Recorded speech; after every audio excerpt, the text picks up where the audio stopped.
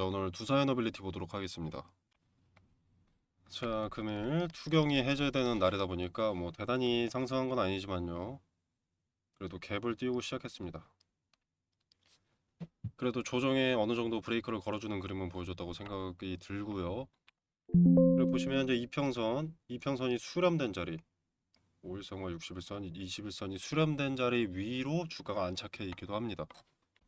자, 이달만 수주가 6조가 넘었는데 왜 본격적으로 오르지 않느냐? 일단 투자 경고 때문에 상승에 제한이 걸려 있었고, 그 제한에는 이제 증거금 100%, 그러니까 현금 100%가 있기 때문에 소액 주주들을 제외하고는 세력이나 개인들이나 뭐 매수하기가 쉽지가 않아서 매수세가 현저하게 약해질 수밖에 없었습니다. 근데 왜 투경이 해제됐는데 오르지 않느냐? 투경이 해제될 때는 원래 재지정 여부가 동시에 나오게 됩니다. 투경 자체가 급등해서 나오는 건데 해제됐다고 바로 급등하면 안 되겠죠. 그래서 재지정 예고가 동시에 나오게 됩니다. 그래서 반등하는 그림이 좀 나와주려면 요 재지정 여부까지 완전히 해소가 되어야, 리스크가 해소가 되어야 브레이크가 느슨해질 수 있다고 판단이 됩니다. 자, 물론 그렇게 재지정 요건이 빡빡하지는 않습니다. 요건을 한번 보면, 자, 일단 언제까지 기간 조정, 가격 조정이 동반될 것이냐. 자, 일단 최초 판단일은 12월 23일부터고, 그날 지정 요건에 해당되지 않을 경우 하루씩 수년에서 최종 26년 1월 7일까지 판단을 한다. 23일부터 1월 7일까지라는 거죠. 자, 이제 밑에 조건, 위에 조건 한번 보겠습니다. 자, 1번 조건. 자, 판단일의 종가. 하루씩 수년한다고 했으니까 매일매일의 종가가 되겠죠. 매일매일의 종가가 투자 경고 종목 지정 전일인 12월 5일 종가보다 높은 경우. 자, 12월 5일의 종가는 84,000원입니다.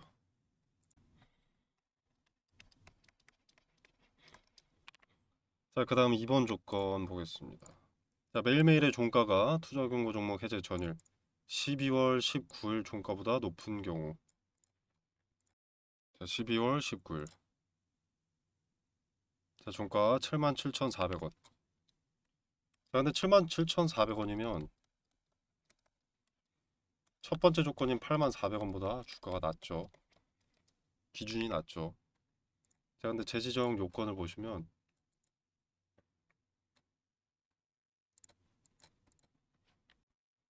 이 세 가지 사항에 모두 해당하는 경우이기 때문에 2번 조건은 필요가 없습니다.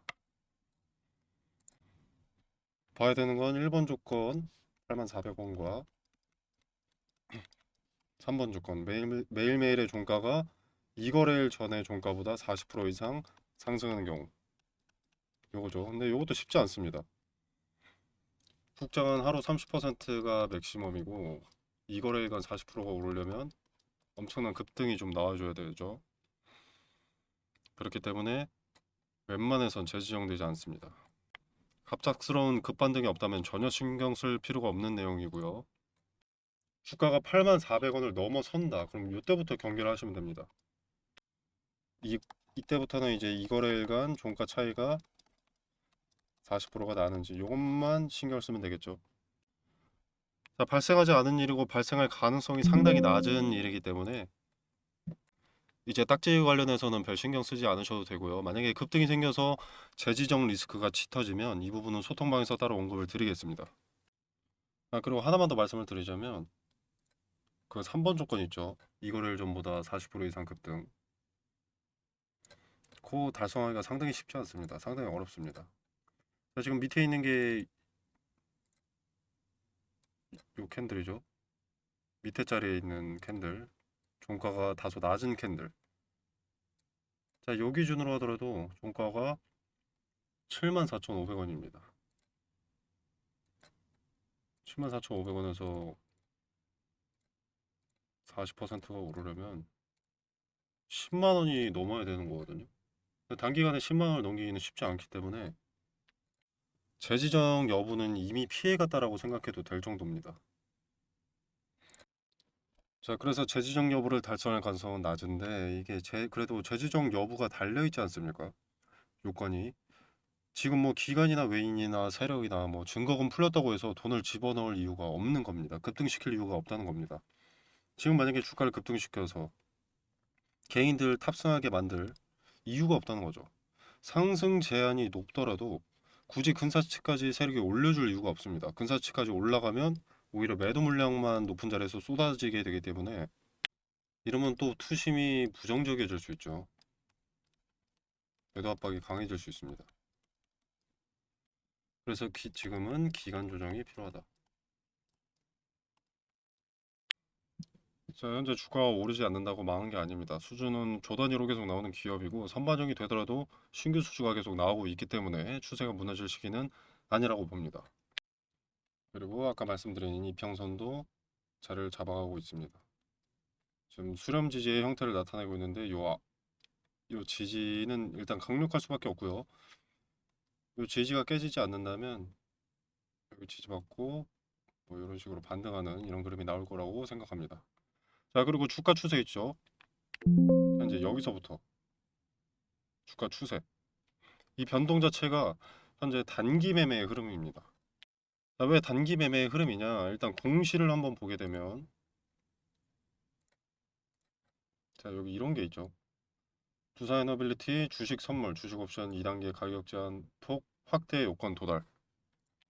자, 이게 파생 상품의 상승 제한폭이 단계적으로 확대되는 제도인데 이게 특정 종목의 가격이 1단계일 때 기준가 대비 10% 상승 후에 5분 뒤에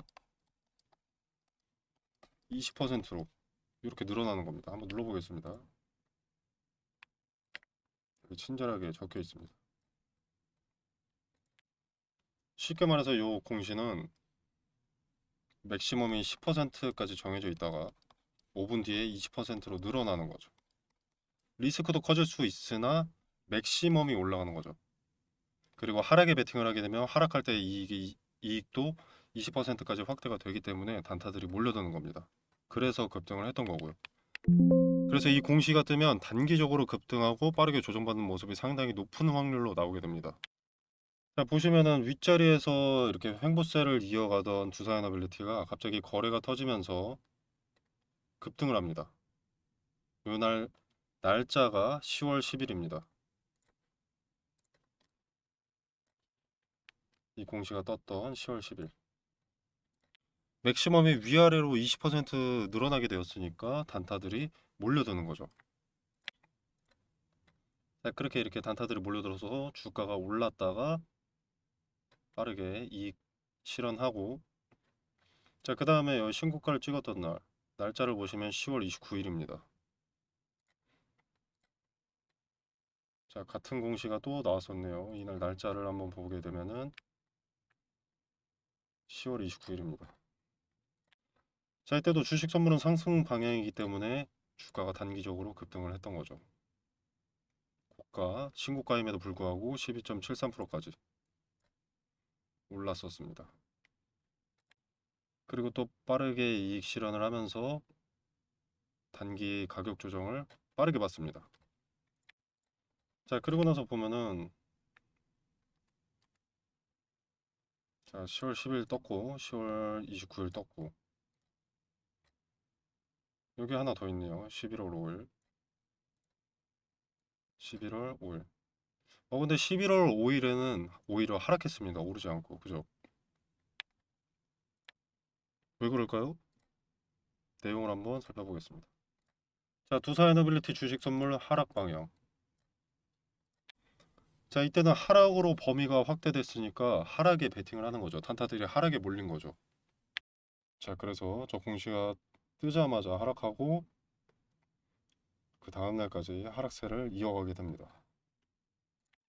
자, 그래서 두산에너빌리티는 현재 단타들의 수급세 뭐 그런 것을 제외하고는 어떤 움직임이 크게 없어서 크게 불안정한 상황이다. 여기 찍고 내려왔다고 해서 이제 추세가 무너지기 시작한 것이다. 이렇게 생각할 필요가 없다는 겁니다. 조정 국면 시작이다. 이렇게 볼 필요가 없다는 거예요. 단타들이 돈 먹을 기회가 반짝 왔고 그래서 그들의 수급세에 이런 음봉이 떴었을 뿐이고 종목 자체나 기업 자체의 기대감이 끝났다거나 메리트가 없어서 여기서 내려온 게 아니라는 겁니다.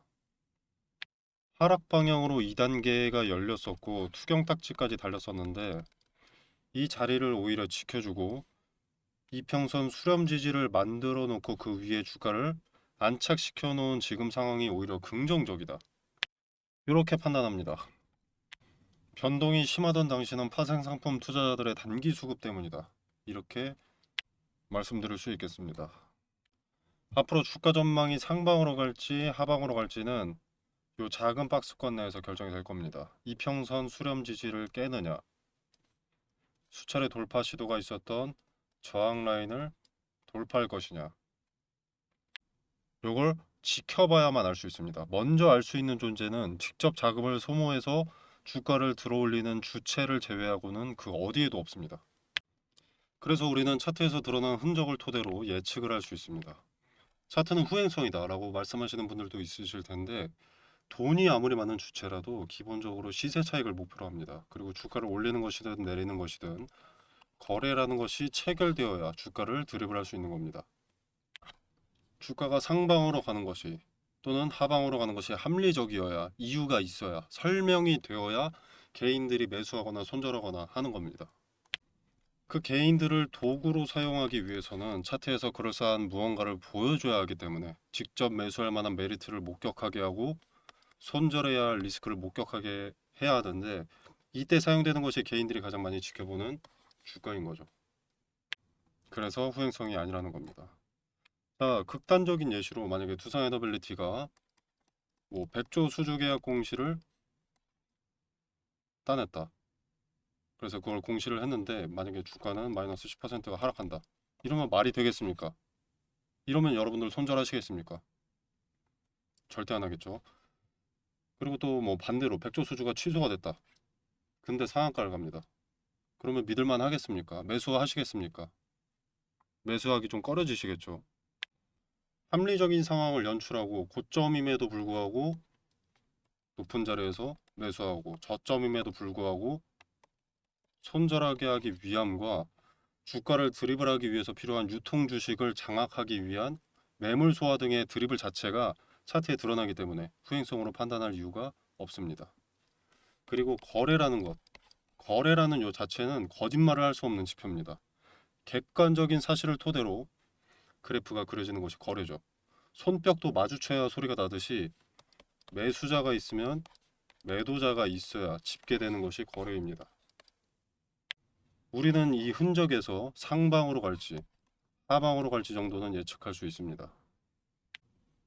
텔레그램 방에서는 지금 두산에너빌리티의 차트가 무엇을 의미하는지, 그 근거는 무엇인지, 수렴 저항의 자리가 이탈하지 않는 게 중요하다고 했는데 이 이평선들은 무엇을 의미하는지, 수차례 돌파 시도가 있는 이 저항을 돌파할 근거는 무엇인지, 돌파하게 되면 이후 주가 전망은 어떻게 되고 매도 타점과 매수 타점은 어디가 메리트 있는지 디테일을 설명드리겠습니다. 자, 마지막으로 대응은 미리 준비하는 겁니다. 정확히는 대응의 계획을 미리 준비하는 거죠. 의미 있는 가격대들을 메모해 두고 그 자리를 터치했을 때 어떤 제스처를 취하는지를 보고 그 제스처가 참인지 거짓인지는 거래를 통해서 신뢰도를 확인하고 그렇게 미리 생각해뒀던 플랜 A 또는 플랜 B로 대응을 하는 겁니다. 자, 관련된 디테일을 소통방에서 세세하게 말씀드리도록 하겠습니다. 자, 소통방 참여는 영상 설명란에 보시면 여기 더보기 버튼이 있고요. 이 버튼을 누르시면 이렇게 링크가 기재되어 있습니다. 자, 이 링크를 누르시면 이런 창이 하나 뜨는데 설문조사 체크해 주시고 뭐 중복 체크하셔도 상관없습니다. 그 다음에 번호 기재하셔서 제출 눌러주시면 텔레그램 초대 드리도록 하겠습니다. 자, 여러분의 성공 투자를 기원하면서 영상 마무리하겠습니다. 감사합니다.